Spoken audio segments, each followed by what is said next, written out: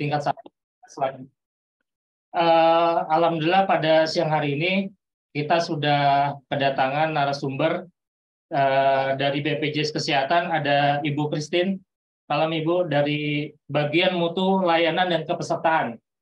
Dan yang selanjutnya dari Dr. Ahmad Wahyudi di Suku Dinas Kesehatan Jakarta Selatan yang nanti akan sama-sama menjelaskan terkait materi dan dinamika maupun kendala jaminan kesehatan nasional yang implementasinya di DKI Jakarta, khususnya di Jakarta Selatan.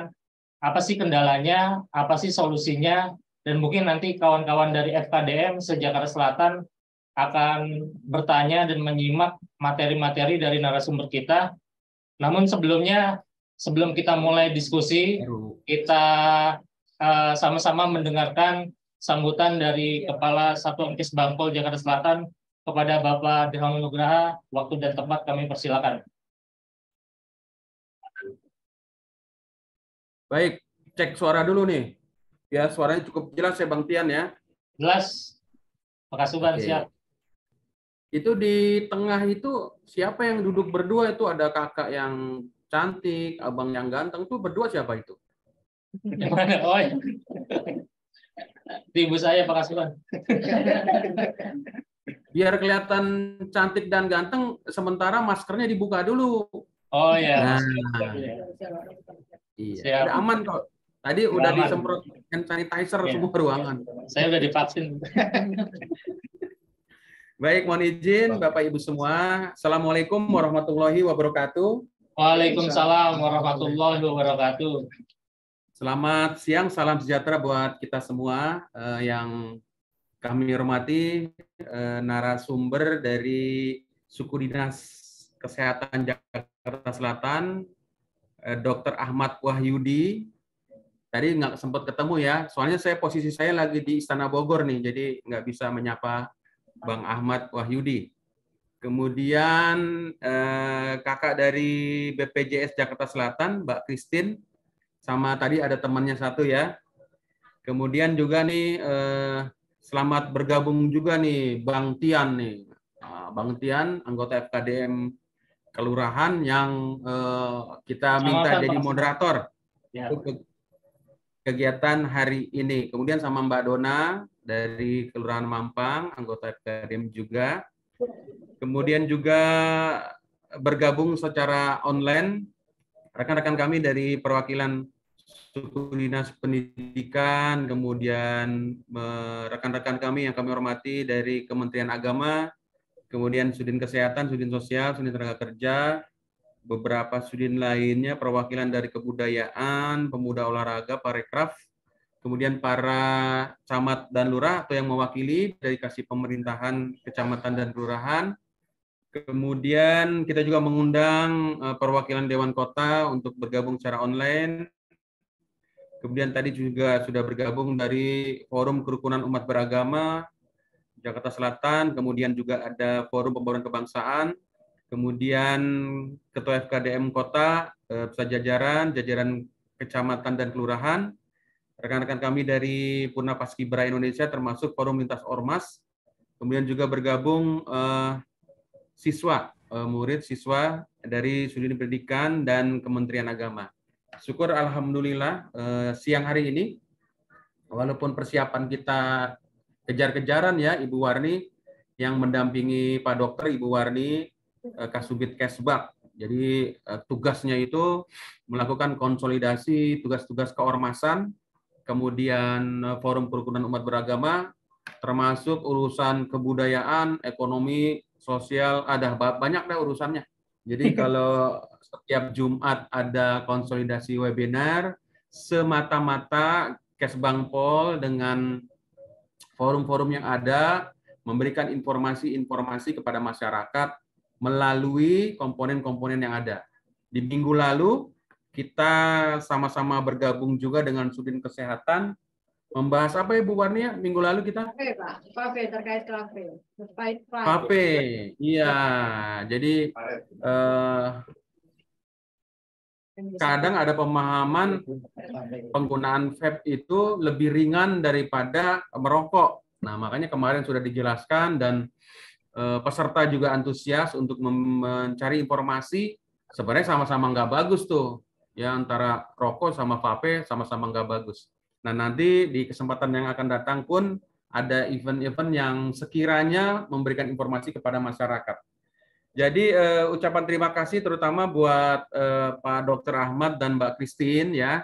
Jadi hari ini kita akan memberikan penjelasan seperti tadi yang disampaikan oleh moderator Bang Tian terkait dengan ketahanan masyarakat melalui program JKN. Kemarin kondisi pada saat COVID kita juga sama-sama mengalami ya kontraksi APBD juga, otomatis juga penghasilan masyarakat juga mengalami kontraksi ya. Dan ini mungkin perlu diberikan penjelasan kepada kita semua bagaimana mekanisme terkait dengan kegiatan program JKN ini tetap berjalan ya. Dan kami berharap juga kepada teman-teman yang bergabung saat ini sudah bergabung 144 partisipan, mudah-mudahan nanti bisa memahami kemudian juga bisa menyampaikan kepada teman-teman ngobrol misalnya, teman-teman ngopi, teman-teman main futsal. Yuk nih kalau masalah kesehatan ya pemerintah daerah juga sudah DKI sudah memberikan fasilitas jaminan kesehatan dan kita mereview kembali persyaratan-persyaratan tersebut. Mudah-mudahan pertemuan siang hari ini bisa memberikan manfaat dan ucapan terima kasih kepada para narasumber, kemudian juga rekan-rekan yang bertugas di ruang studio Kesbangpol dan teman-teman semua dipersilakan untuk bertanya nanti. Semakin jelas apa yang nanti disampaikan dan berharap kami bisa menginformasikan lagi kepada masyarakat. Sementara saya undur dulu karena mau ada rapat juga di Istana Bogor saya ya. Jadi nanti pada kesempatan yang berikut kita bisa bergabung kembali. Demikian dengan ucapan Bismillahirrahmanirrahim, kegiatan sosialisasi upaya peningkatan ketahanan masyarakat melalui program Jaminan Kesehatan Nasional secara resmi kami nyatakan dibuka. Wassalamualaikum warahmatullahi wabarakatuh. Waalaikumsalam warahmatullahi wabarakatuh. Baik, terima kasih Pak Kasubag Kesbangpol Jakarta Selatan atas sambutan dan arahannya. Jadi tadi kita sama-sama mendengar ternyata peserta Zoom-nya dari Sudin 1-2 Pendidikan Agama semua hadir dan dari teman-teman FKDM se-Jakarta Selatan, teman-teman FPK, FKUB, dan Dewan Kota juga hadir. Insya Allah kita forum ini di studio Kesbangpol ini mencoba menjadi jembatan literasi untuk kita bisa memberikan informasi yang bermanfaat untuk masyarakat. Baik, langsung kita mulai terkait penyelenggaraan program Jaminan Kesehatan Nasional yang diselenggarakan oleh BPJS Kesehatan dan juga nanti akan ada sangkut pautnya dengan kepesertaan JKN PBI yang nanti di mana akan dijelaskan oleh Suku Dinas Kesehatan Jakarta Selatan. Jadi kita sama-sama tahu bahwa di sektor kesehatan merupakan sektor yang paling fundamental, yang paling dasar harus dipenuhi oleh negara melalui pemerintah.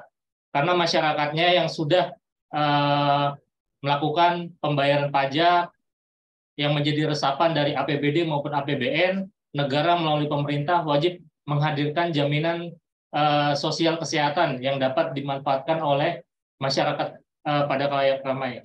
Jadi undang-undang dari Jaminan Sosial Kesehatan lahir melalui amanah Undang-Undang 1945, Undang-Undang Nomor 40 tentang Sistem Sosial Jaminan Nasional atau SJSN ya Bu, dan Undang-Undang Nomor 24 tahun 2011 tentang BPJS Kesehatan. Kita sama-sama tahu teman-teman bahwa di DKI Jakarta ini ada 4 jaminan sosial kesehatan yang bisa kita pergunakan di rumah sakit sesuai dengan kronologi kita masuk di rumah sakit maupun di fasilitas kesehatan lainnya. Yang pertama tentunya ada Jaminan Kesehatan Nasional atau Kartu Indonesia Sehat yang merupakan produk dari BPJS Kesehatan. Nah ini digunakan di rumah sakit sebagai untuk warga atau pasien dengan penyakit-penyakit umum seperti kanker, diabetes, hipertensi, dan lain-lain. Kemudian ada Jaminan Kecelakaan Kerja JKK dari BP Jam Sostek atau BPJS Tenaga Kerja, di mana JKK dipergunakan di rumah sakit sebagai jaminan dengan kronologi kecelakaan kerja. Kemudian selanjutnya ada jaminan kecelakaan lalu lintas dari Jasara Harja dan diisi oleh BPJS Kesehatan sendiri tergantung kecelakaannya tunggal atau ganda. Dan yang terakhir melalui Perpres 82 2018 bahwa BPJS Kesehatan tidak lagi mengcover pasien atau warga dengan korban atau kasus kekerasan dan kejahatan ya. Jadi hal ini dilimpahkan oleh Lembaga Pelindungan Saksi dan Korban atau LPSK. Namun di DKI Jakarta telah lahir program yang namanya Jaminan Kesehatan Jakarta atau yang disingkat dengan Jamkesjak ya dok ya. Jadi Jamkesjak ini merupakan UPT tersendiri di Dinas Kesehatan yang salah satu programnya adalah mengcover warga yang masuk ke rumah sakit dengan korban kekerasan dan kejahatan seperti begal, tawuran, KDRT maupun human trafficking. Baik, pada kesempatan kali ini di forum kali ini kita akan membahas tentang implementasi maupun kendala-kendala yang dialami oleh masyarakat dalam program Jaminan Kesehatan Nasional atau JKN. Kita sama-sama tahu bahwa JKN terdiri dari dua kategori, yang itu mandiri dan penerima bantuan iuran atau PBI, yang artinya iurannya dibayarkan oleh pemerintah. Nah, di sektor JKN PBI sendiri nanti akan dijelaskan oleh Pak Dr. Ahmad Wahyudi bagaimana kepesertaan JKN PBI bagi warga DKI Jakarta khususnya. Sebelum kita masuk ke Suku Dinas Kesehatan Jakarta Selatan, jadi saya mendapat beberapa pengalaman terkait kendala warga DKI Jakarta dalam mengakses JKN PBI. Banyak warga yang tadinya terkendala atau JKN-nya nonaktif, dok, karena dia ada tunggakan sehingga menjadi JKN-nya nonaktif. Nah, hal ini apakah sama seperti regulasinya seperti di wilayah luar DKI Jakarta seperti Bogor, Depok, Tangerang, Bekasi, apabila ada warga yang menjadi peserta JKN mandiri, namun dia nonaktif karena tunggakan dan ingin beralih atau mutasi ke JKN PBI, itu harus melunasi tunggakannya dulu atau memang langsung? Karena saya mendapat konfirmasi dari Dinas Kesehatan melalui Kepala UPT Jamkesjak, Dr. Ratnasari, itu mengomentari bahwa warga DKI Jakarta bisa melakukan mutasi atau perpindahan status pesertaan dari mandiri ke PBI walaupun masih ada tunggakannya. Nah, mungkin nanti akan sama-sama kita dengarkan penjelasannya maupun solusinya seperti apa apabila ada warga DKI Jakarta yang JK-nya nonaktif dan ingin beralih ke JKN yang penerima bantuan iuran. Kepada Dr. Ahmad Wahyudi, waktu dan tempat kami persilakan dari Suku Dinas Kesehatan Jakarta Selatan. Baik, terima kasih. Yang kami hormati Bapak Kasuban, kami hormati Ibu Christine, Ibu Warni, dan Ibu Nova, Ibu Dona, dan para peserta di Zoom yang kami hormati. Perkenalkan saya Ahmad di Suku Dinas Kesehatan Jakarta Selatan. Tepatnya di bagian Sekliankes, saya di pelayanan kesehatan rujukan, lebih banyak berkunjung ke rumah sakit di wilayah Jakarta Selatan. Jakarta Selatan ini saat ini terdapat 53 rumah sakit, baik itu RSUD, baik itu rumah sakit swasta, kemudian rumah sakit TNI, rumah sakit Polri, dan juga BUMN. Sudah cukup banyak rumah sakit yang sudah MOU dengan JKN, dengan BPJS, tentunya dengan BPJS Cabang Jakarta Selatan untuk kegiatan credentialingnya. Setiap tahun rumah sakit memperpanjang untuk kerjasamanya, MOU-nya dilaksanakan credentialing antara BPJS Kesehatan dan juga Sudinkes ke rumah sakit yang bekerjasama dengan BPJS Kesehatan. Mungkin bisa slideshow, Ibu Intan.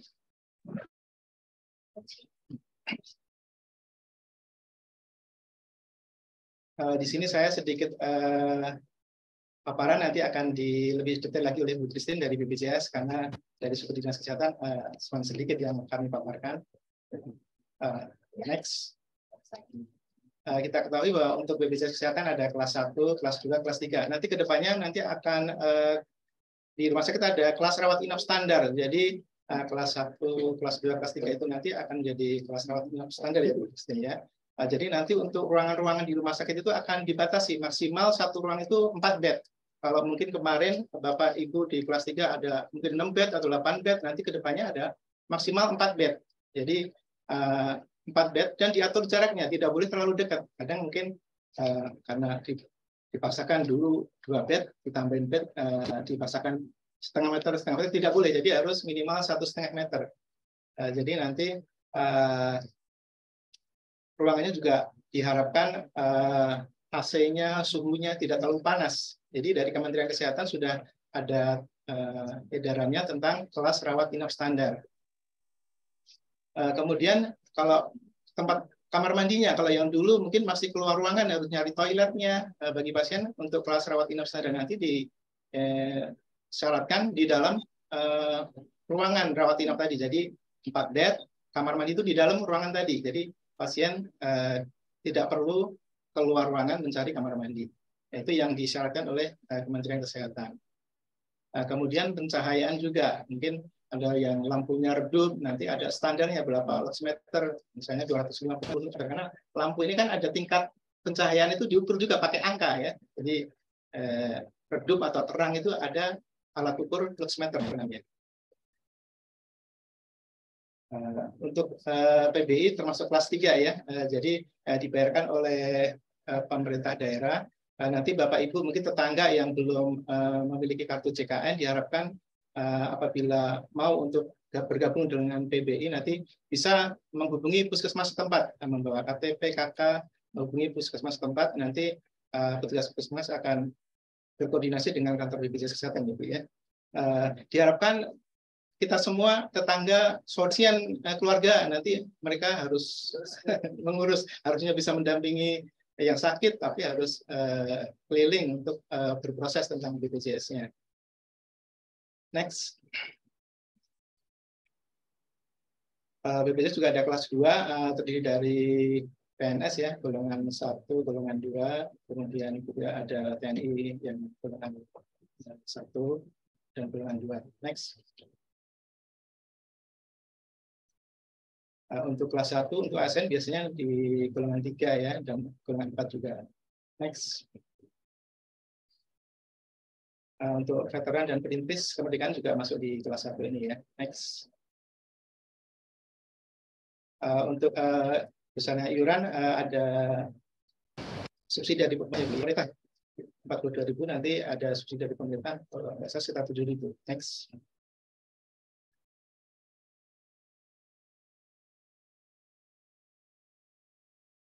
Ya, waduh.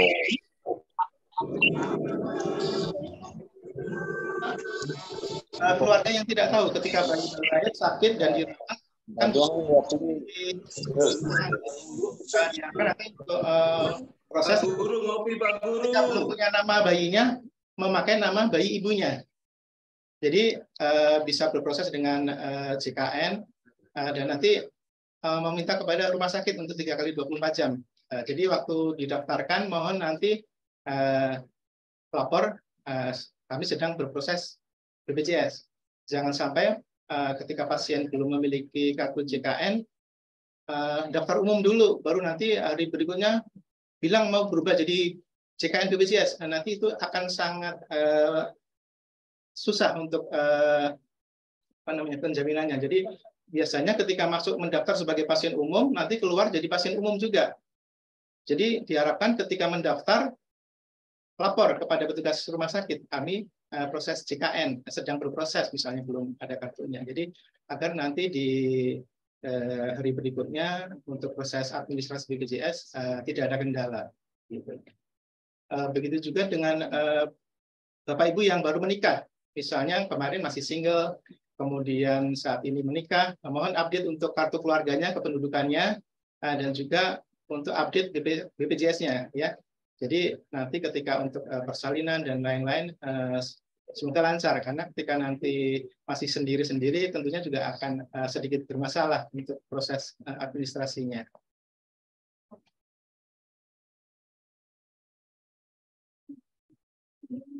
Untuk di Jakarta Selatan selain rumah sakit juga ada beberapa klinik yang menyediakan hemodialisa atau cuci darah. Jadi ketika misalnya tetangga atau saudara ada yang perlu cuci darah, itu tidak harus ke rumah sakit. Jadi ada beberapa klinik di Jakarta Selatan yang bisa melayani hemodialisa. Misalnya di klinik Cipta Husada, posisinya ada di Yang Jebat, di dekat RSPP masuk ke belakang tuh jalan Yang Jebat itu ada klinik Cipta Husada. Kemudian ada juga ngajarnya tuh. Ini acara bebas ceritanya, ini acara bebas. Ya, bebas lah, terserah. Rapat nggak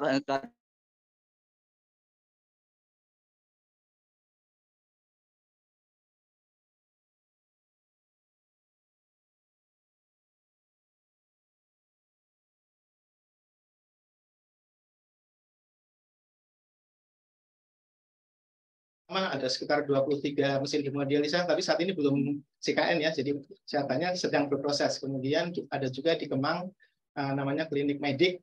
Kalau Ibu lihat Kemang di Hotel Green Kemang itu lurus di pertigaan, sebelah kiri pojokan itu ada klinik hemodialisa, klinik medik. Itu kesehatannya sedang berproses juga untuk mengajukan CKN BPJS Kesehatan. Mungkin sedikit dari saya itu, terima kasih, nanti bisa berdiskusi bersama ilmu yang banyak karena dari Bu Christine. Terima kasih Bu Christine, terima kasih semuanya. Assalamualaikum warahmatullahi wabarakatuh. Waalaikumsalam warahmatullahi wabarakatuh. Baik, terima kasih Dr. Ahmad Wahyudi dari Sudinkes Jakarta Selatan. Tadi dijelaskan bahwa di Jakarta Selatan terdapat 53 rumah sakit ya dok ya, di Jakarta Selatan. Tapi belum semuanya BPJS. Tapi belum semuanya melakukan ikatan kerjasama atau IKS dengan BPJS Kesehatan.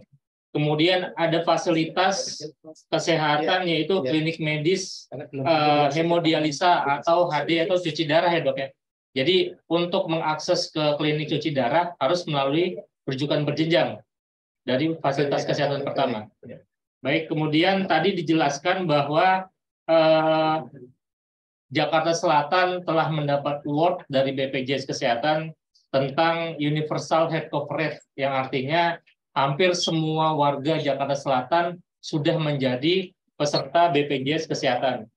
Nah, kemudian dari kepesertaan itu kita sama-sama tahu bagaimana implementasi JKN di rumah sakit maupun di fasilitas kesehatan lainnya. Tadi dijelaskan oleh Dr. Ahmad Wahyudi bahwa untuk warga DKI yang ingin berobat ke rumah sakit apabila kondisinya gawat darurat bisa langsung ke IGD rumah sakit ya dok. Nah itu ketika ada warga yang masuk ke IGD belum memiliki JKN baik yang mandiri maupun yang PBI, ada waktunya 3 kali 24 jam hari kerja sesuai dengan Peraturan Menteri Kesehatan Nomor 28 Tahun 2014. Jadi ada waktu 3 kali 24 jam hari kerja. Sabtu Minggu nggak dihitung, tanggal merah nggak dihitung. Nah, itu untuk kita batas akhir mendaftarkan JKN kita di rumah sakit. Seperti itu dok ya, mungkin penjelasannya. Baik, kawan-kawan, kita langsung beralih ke BPJS Kesehatan, di mana JKN merupakan program dari BPJS Kesehatan sudah berjalan hampir berapa ya dok ya? Hampir 2014 ya sampai saat ini. Nanti akan dijelaskan implementasinya, kendalanya maupun program-programnya seperti apa oleh Ibu Christine. Jadi Bu Christine, kami dari Kesbangpol Jakarta Selatan melalui FKDM-nya telah mengumpulkan beberapa data atau beberapa kendala yang ada di lapangan, karena kami di FKDM ini aktif di lapangan. Ada yang di bidang Kesra, nah itu menyoroti tentang bagaimana implementasi dari JKN sendiri. Nah, yang pertama, ada warga yang status kepesertaannya nonaktif, di mana dia yang tadinya bekerja di kantor karena pandemi, akhirnya dia JKN-nya menjadi tanggungan mandiri dan tidak mampu bayar, kemudian JKN-nya nonaktif, ternyata itu iurannya berjalan sampai 2 tahun ya, 24 bulan, sesuai dengan Perpres 64 2020. Nah, kemudian juga ada kendala dalam mendaftarkan JKN Mandiri ketika warganya sudah masuk ke rumah sakit. Tadi dijelaskan oleh Dr. Ahmad Wahyudi bahwa batas waktu pendaftaran JKN di rumah sakit adalah 3 kali 24 jam hari kerja. Artinya ada 3 hari waktu bagi warga yang belum memiliki JKN atau yang JKN-nya nonaktif untuk mendaftarkan ke rumah sakit. Sementara di peraturan Direksi BPJS nomor 1 2015, aktivasi dari JKN Mandiri adalah 14 hari ya. Adalah 14 hari. Artinya ada kontradiksi antara Permenkes 28 2014 dengan peraturan Direksi BPJS nomor 1 2015, aktivasi BPJS Mandiri aktifnya 14 hari. Di rumah sakit 3 hari ditungguin, sementara aktifnya 14 hari. Nah, ini sering terjadi yang kami amati di lingkungan warga. Kemudian juga ada, Bang, ini saya pakai BPJS atau pakai JKN di rumah sakit, ternyata obatnya suruh bayar atau obatnya disuruh nebus keluar gitu. Nah, ini kendalanya mungkin ada beberapa obat yang memang diresepkan oleh dokter-dokter di luar dari INASIBIJIS atau formularium nasional ya dok ya, ada Fornas ya.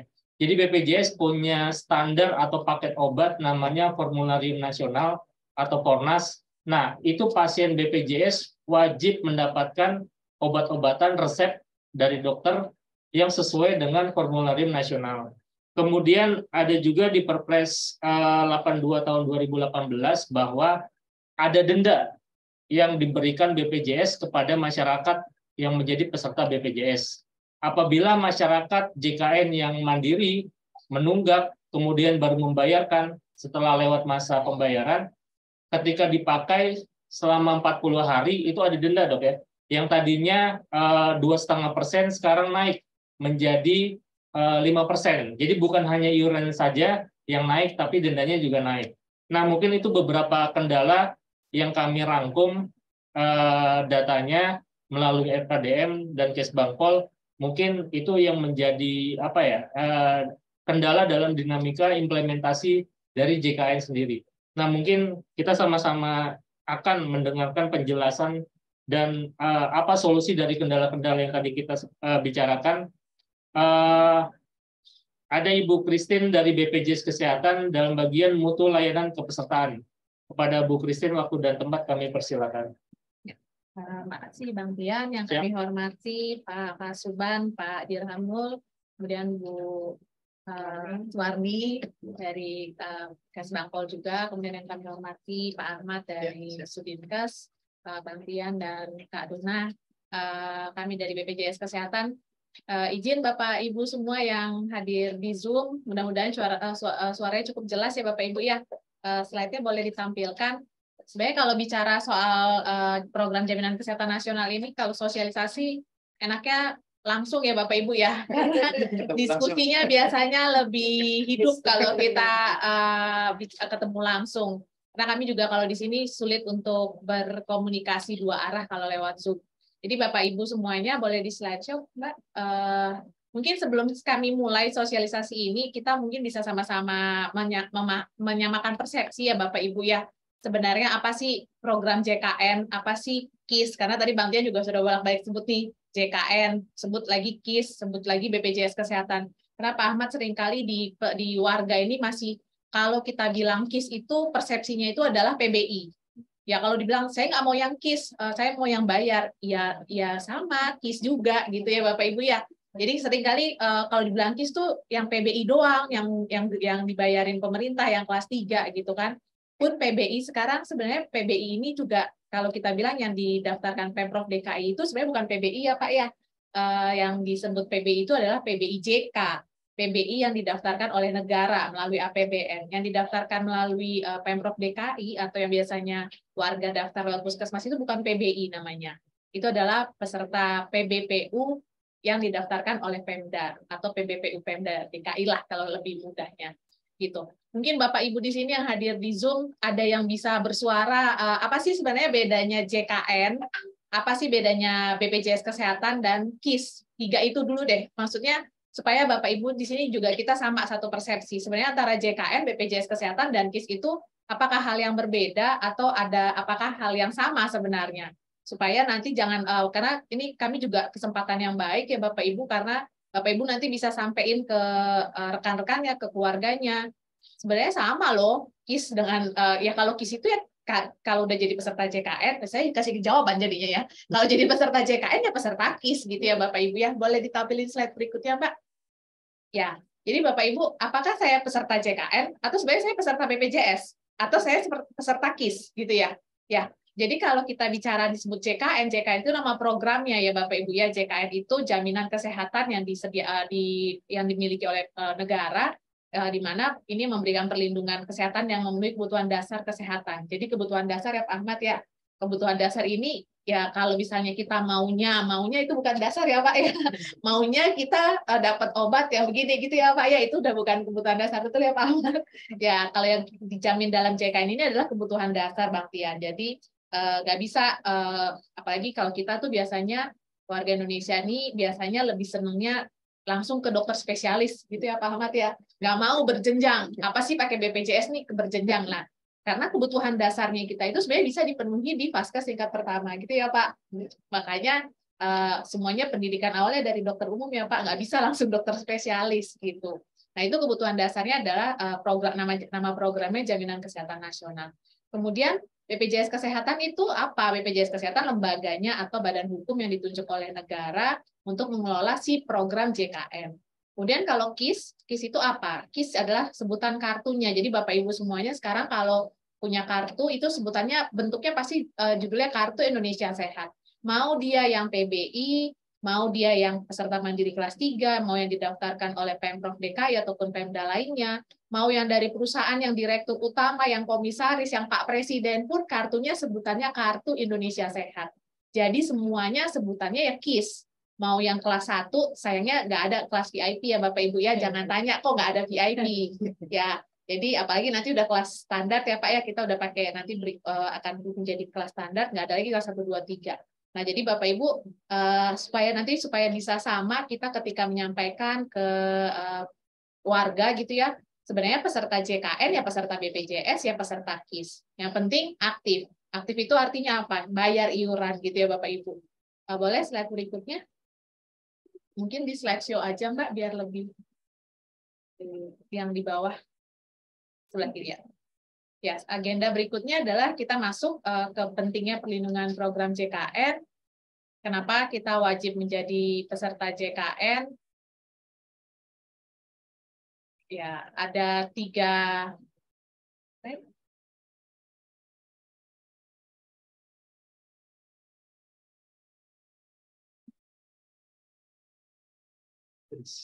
Agak nge-lag Bapak Ibu. Jadi kenapa ini jadi perlindungan sosial tadi di Bang Tia juga sudah sebutkan. Jadi sebenarnya jaminan sosial itu nggak cuma jaminan kesehatan, tapi ada jaminan yang dijamin yang disebutkan dalam sistem jaminan sosial nasional, bahkan ada 5 ya Bapak Ibu ya.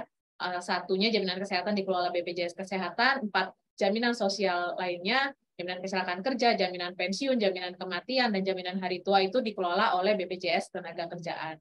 Kemudian kenapa kita perlu untuk memiliki jaminan sosial? Yang pertama risiko sakit itu kita nggak tahu. Kalau persalinan mungkin itu sesuatu yang direncanakan ya Bapak Ibu ya. Tapi kalau sakit, kehilangan pekerjaan, kecelakaan kerja, kemudian usia, kematian, ini sesuatu yang tidak bisa kita prediksi gitu ya, dan tidak kita undang kapan dia datang gitu ya Bapak Ibu. Kemudian dari risiko-risiko ini tentunya akan menyebabkan kerentanan finansial. Jangan sampai ketika kita sakit, tadi yang disebut Bang Tian penyakitnya penyakit yang mahal-mahal ya Pak Bang Tian ya, cancer, HD, jantung, itu jangan sampai ketika kita sakit ternyata kita dapat musibah sakitnya yang amit-amit gitu ya Bapak Ibu, yang mahal, terus kita nggak punya jaminan kesehatan. Akibatnya apa? Jangan sampai kita harus jual rumah, jual kendaraan, jual tanah gitu Bapak Ibu. Kenapa? Jadi perlu kita memiliki jaminan sosial itu supaya menghindari dari risiko finansial. Nah, dengan adanya risiko tersebut dan kita menghindari dari kerentanan finansial, kita perlu perlindungan sosial, jaminan sosial. Nah, oleh karena itu negara mewujudkan hal tersebut melalui program jaminan sosial nasional, dan tentunya untuk pencapaian SDG Sustainable Development Goals. Ya Dok ya, kalau nggak salah sebutannya. SDGs ya. Slide. Next.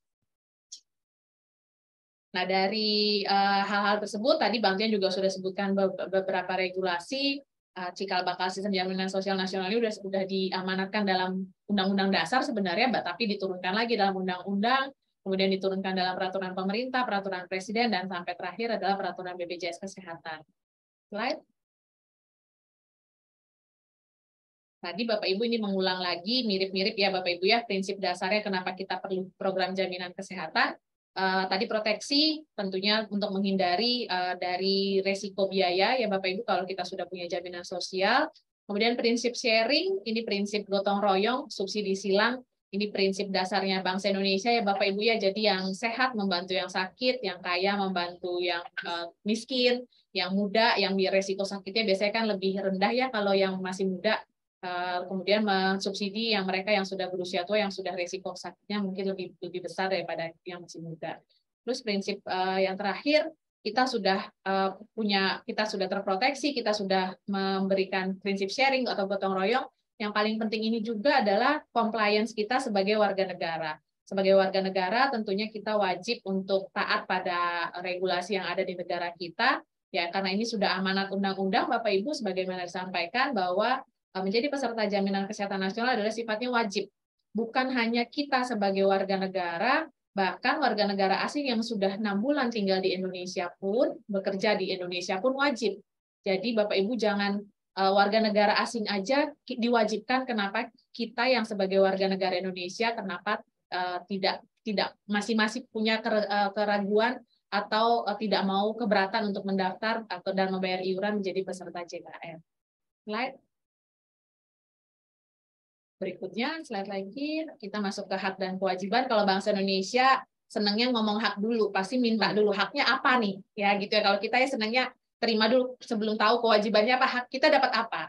Ya, jadi sebagai peserta program jaminan kesehatan, Bapak Ibu kita semua berhak menentukan vaskes tingkat pertama ketika mendaftar. Jadi kecuali mereka yang peserta PBI ya Bapak Ibu ya, peserta PBI JK itu biasanya waktu pendaftaran awal vaskes tingkat pertamanya ditentukan oleh pemerintah. Namun bukan berarti nggak boleh pindah vaskes, boleh ya Bapak Ibu ya, boleh pindah vaskes, bisa melalui aplikasi. Nah kalau yang peserta PBPU Pemda yang didaftarkan oleh Pemprov DKI, boleh pindah vaskes tapi sesama puskesmas, karena ini adalah kebijakannya dari Pemprov DKI. Ya Bapak Ibu ya, karena Bapak Ibu yang Pemprov DKI ini kan sudah membayarkan iurannya, maka kita pilihlah vaskes tingkat pertamanya puskesmas.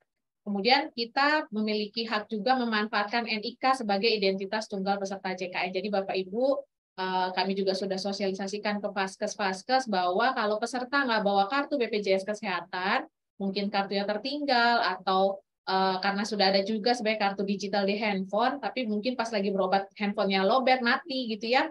Nah tapi yang dia nggak punya nih ketika berobat nggak bawa kartu, handphone mati, terus gimana caranya mau berobat?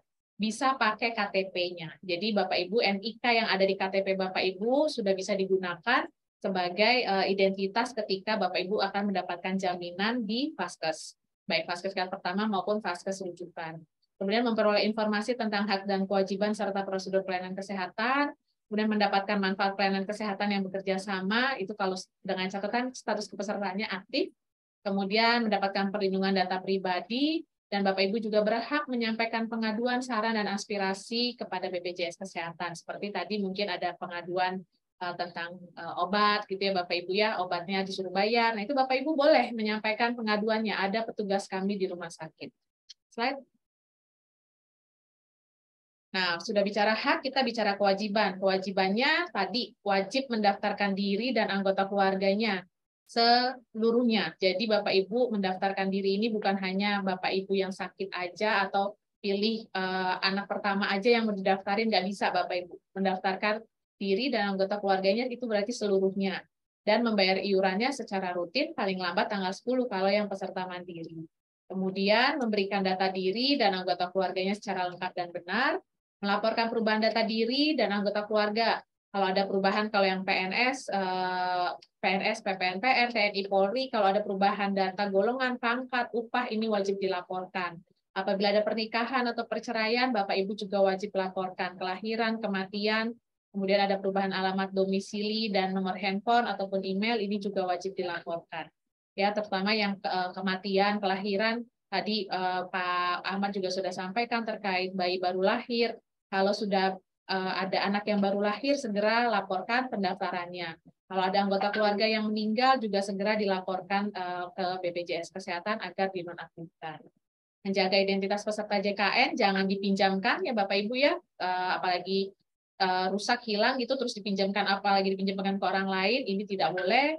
Mentaati prosedur dan ketentuan yang berlaku, melaporkan ke BPJS Kesehatan apabila ada Bapak Ibu mungkin di sini ada yang dari pekerja swasta, namun ada mensinyalir ada ketidakpatuhan dari pemberi kerjanya dalam hal pendaftaran peserta badan usahanya. Slide. Ya, kemudian jenis kepesertaannya. Ini tadi soalnya berkali-kali kita dengar kata-kata PBI ya Bapak Ibu ya. Jadi kalau yang kita bilang PBI itu adalah yang mereka didaftarkan oleh negara. Dalam hal ini adalah Kementerian pendataannya oleh Kementerian Sosial, kemudian didaftarkan oleh Kementerian Kesehatan menjadi peserta PBIJK. Mereka itu adalah fakir miskin dan orang yang tidak mampu. Bagaimana pendataannya? Pendataannya itu melalui basis data terpadu ya Bapak Ibu, atau kalau sering dengar DTKS, Daftar Terpadu Kesejahteraan Sosial. Pendataannya tentu melalui masing-masing Pemda. Bagaimana prosedur lebih detailnya mungkin masing-masing Pemda lebih paham ya Bapak Ibu ya, mana yang kriteria fakir miskin, mana yang bisa didaftarkan sebagai peserta PBIJK. Nah, bagaimana dengan Bapak Ibu yang didaftarkan melalui Puskesmas? Yang sebenarnya sebutannya bukan PBIJK, tapi PBPU Pemda DKI. PBPU atau pekerja bukan penerima upah yang didaftarkan oleh pemerintah daerah. Dalam hal ini Pemprov DKI.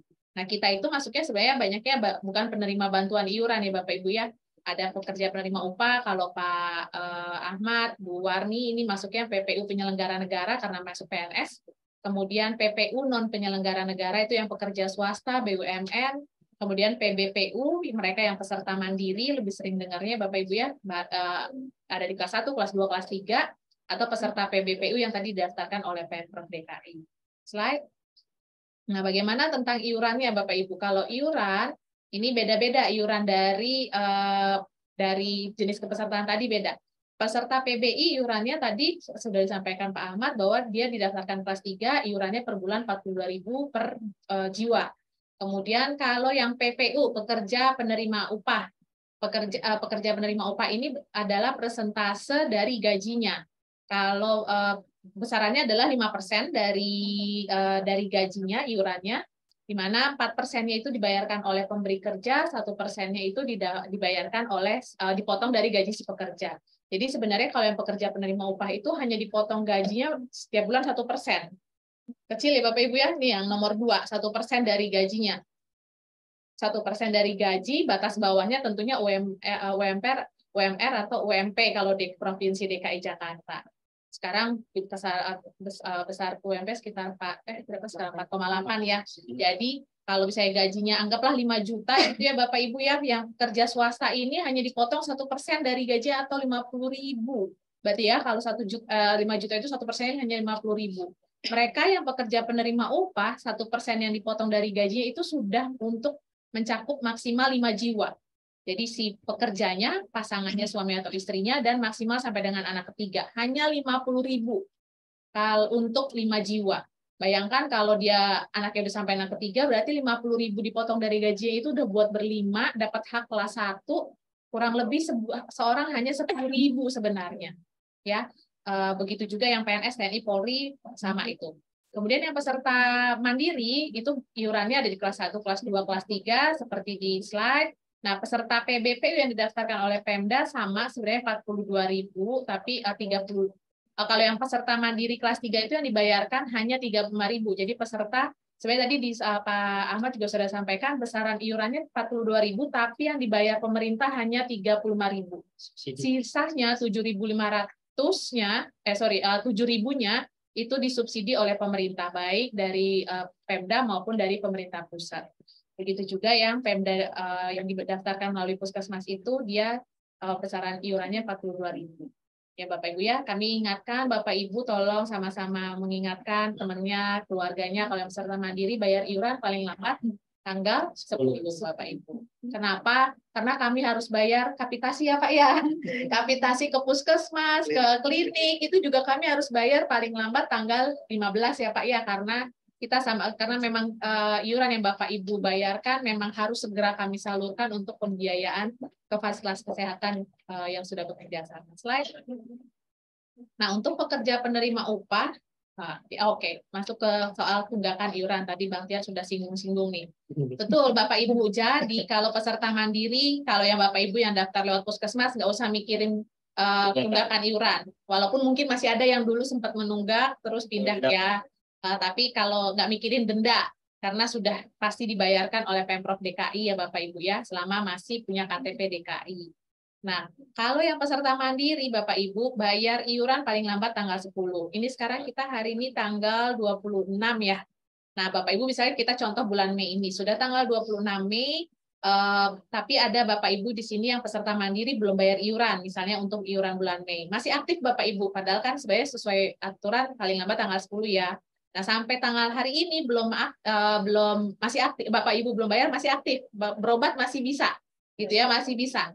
Tapi Bapak Ibu, ketika Bapak Ibu tanggal 1 Juni besok, iurannya belum masuk juga nih Bapak Ibu, belum kami terima ya Bapak Ibu ya, ketika tanggal 1 Juni, tanggal 31 Mei, Bapak Ibu belum membayar iuran, dan belum tercatat, artinya belum membayar ini, belum tercatat di sistem kami ya Bapak Ibu ya, maka ketika tanggal 1 Juni Bapak Ibu langsung dinonaktifkan.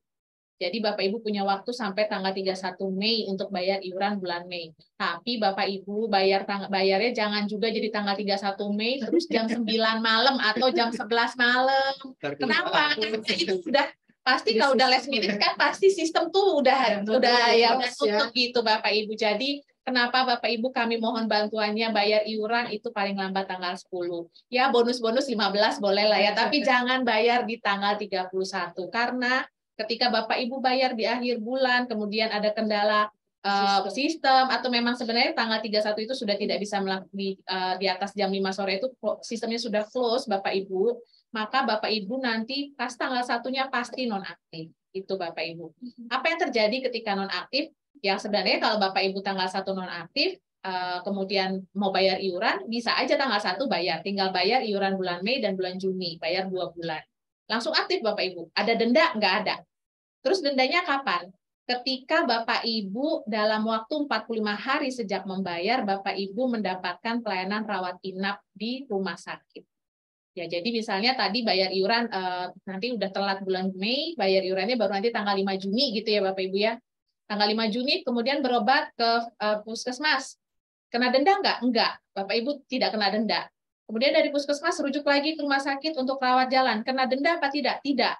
Masih rawat jalan tidak kena denda. Pas di rumah sakit, pas rawat jalan, dokter spesialis bilang ini harus dirawat inap. Nah, Bapak Ibu ketika rawat inap itulah yang Bapak Ibu akan dikenakan denda besarannya 5% dikalikan biaya paket inasi bijis di rumah sakit dikalikan jumlah bulan tertunggak. Maksimal jumlah bulan tertunggak yang dihitung untuk denda adalah 12 bulan atau maksimal denda adalah 30 juta. Itu Bapak Ibu. Fair nggak kalau kena denda? Ya saya nggak tahu ya Pak. Tapi ini bukan maunya BPJS ya Bapak Ibu ya, karena ini udah amanat peraturan Presiden, jadi kita mengikuti aturan yang ada gitu Bapak Ibu. Intinya sih Bapak Ibu, saya aja kalau jelasin soal denda nih agak-agak ribet Bapak Ibu, karena hitungannya gimana gitu ya. Jelasinnya harus pelan-pelan, karena orang masih pikir tuh kalau udah telat pasti kena denda. Gitu ya. Ya jadi ya intinya jangan denda. Monggo Pak, silakan Pak. Ya kawan-kawan, ada Pak Wali Jakarta Selatan lagi sidak di Zoom kita. Ada teman-teman FKDN Pak Wali, ada mahasiswa. Oke lanjut. Foto sebentar Pak. Ya Pak. Foto. Iya. Abang maju. Ada oke. Siap. Mana nih? Maka Bu, HP pakai HP. Pakai HP. Nah, ya. Langsung pakai Nitip dong Mas. Nitip dong. Kanan kiri. Ya. Miring biar.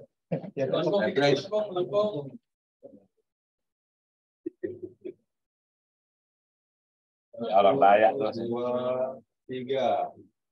1, 2, 3.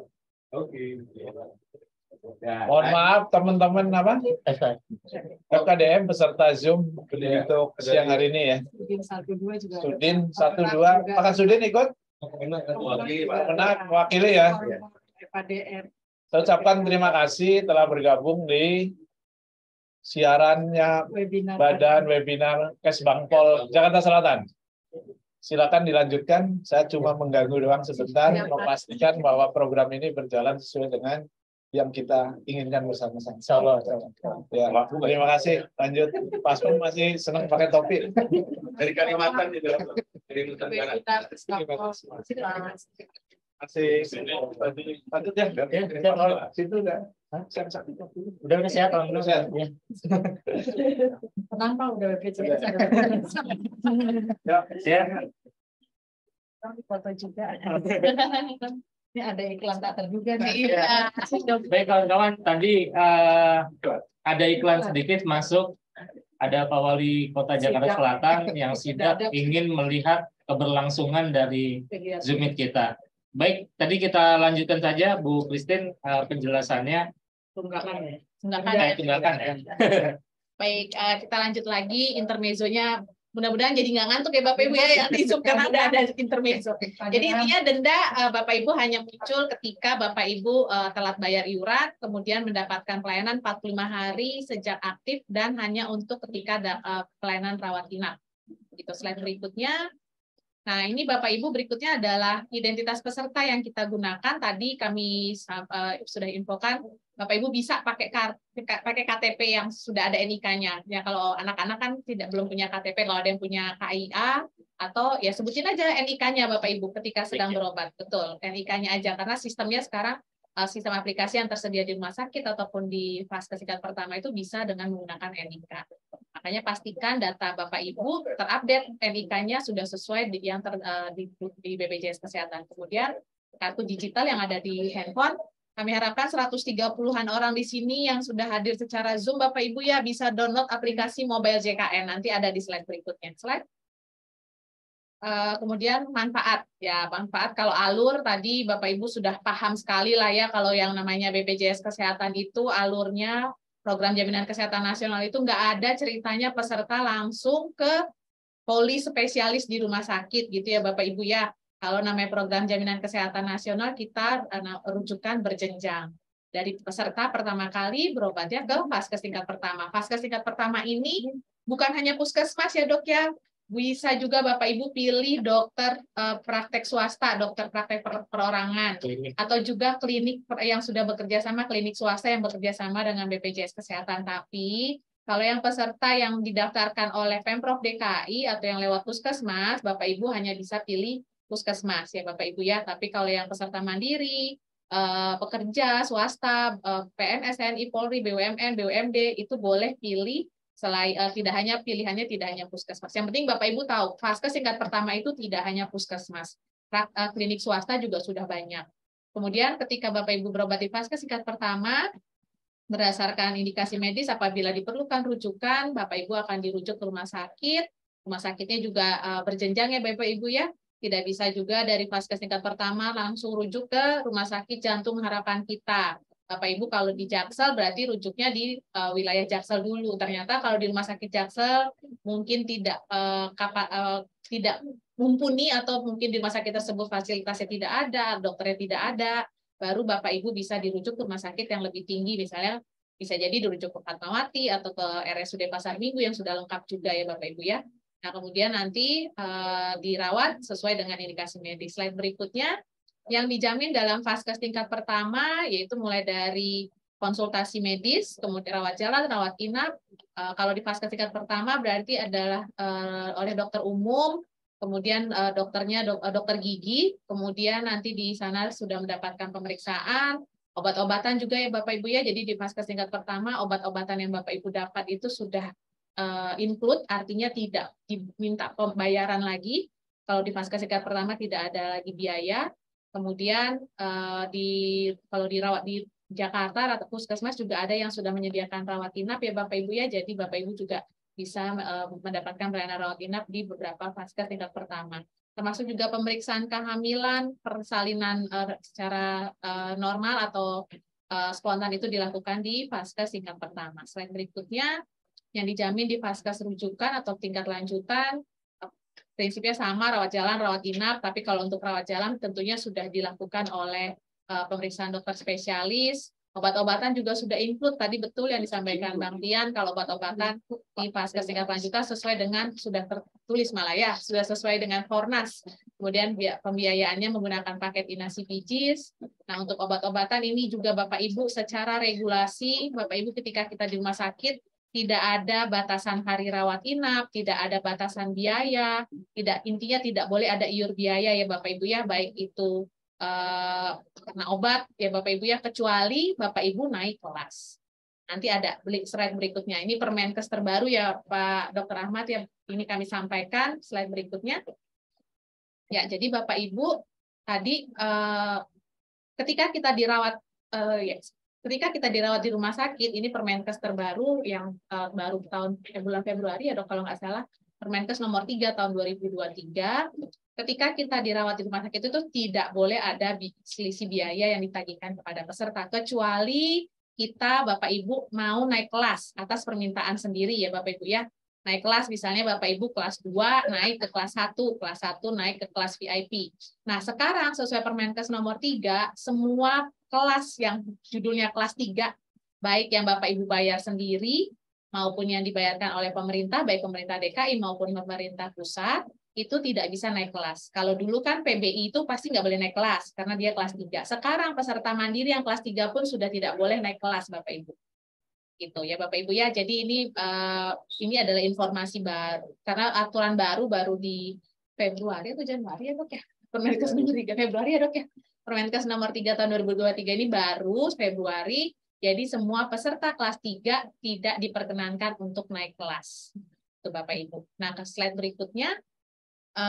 Selisih biaya ini kalau Bapak Ibu naik kelas, kalau dulu naik kelas itu hanya boleh 1 tingkat di atasnya. Kelas 2 hanya boleh naik kelas ke kelas 1. Kelas 1 naik ke kelas VIP. Kalau sekarang sesuai Permenkes nomor 3, maka kelas 2 boleh naik lebih dari 1 tingkat. Artinya boleh naik dari kelas 2 naik ke VIP itu boleh. Gitu Bapak Ibu ya. Namun ini adalah ketentuan biayanya kalau naik kelas 2 ke kelas 1, kemudian kelas 2 naik ke atasnya kelas 1 atau mungkin di rumah sakit di atas kelas 1 biasanya VIP atau utama atau apa gitu tergantung penyebutan di rumah sakit. Ini adalah ketentuannya Bapak Ibu ya. Jadi sekarang diperbolehkan kelas 2 naik lebih dari 1 tingkat dari kelasnya. Kemudian ini slide berikutnya adalah alat bantu kesehatan. Tadi kami sampaikan bahwa tidak boleh ada iur biaya, kecuali untuk yang namanya alat bantu kesehatan. Alat bantu kesehatan ini ada 7, sifatnya adalah bantuan ya Bapak Ibu ya, namanya bantuan. Maka kalau misalnya Bapak Ibu harus mendapatkan kacamata. Kacamata ini ada plafonnya Bapak Ibu. Kalau kelas 1 330.000, kelas 2 220.000, kelas 3 165.000. Ini juga baru naik ya sesuai dengan mengikuti Permenkes tadi yang baru di tahun 2023. Ini ketentuan baru. Untuk kacamata diberikan 2 tahun sekali, tentunya juga mengikuti prosedur rujukan berjenjang. Untuk kacamata didapatkan di optik yang kerjasama dengan BPJS Kesehatan. Selain kacamata ada alat bantu dengar, protesa alat gerak, kemudian protesa gigi. Slide berikutnya. Protesa gigi, korset tulang belakang, kolar neck, dan nah, kemudian Bapak Ibu ada yang namanya yang tidak dijamin oleh BPJS Kesehatan, tapi bukan penyakitnya. Bapak Ibu yang tidak dijamin itu pelayanan kesehatan, slide yang tidak dijamin adalah yang di luar ketentuan peraturan perundang-undangan. Kemudian dilakukan di Vaskes yang tidak kerjasama dengan BPJS Kesehatan, kecuali untuk kasus gawat darurat tadi sampaikan Dr. Ahmad bahwa ada 53 rumah sakit yang kerjasama dengan BPJS Kesehatan, tapi belum semua kerjasama.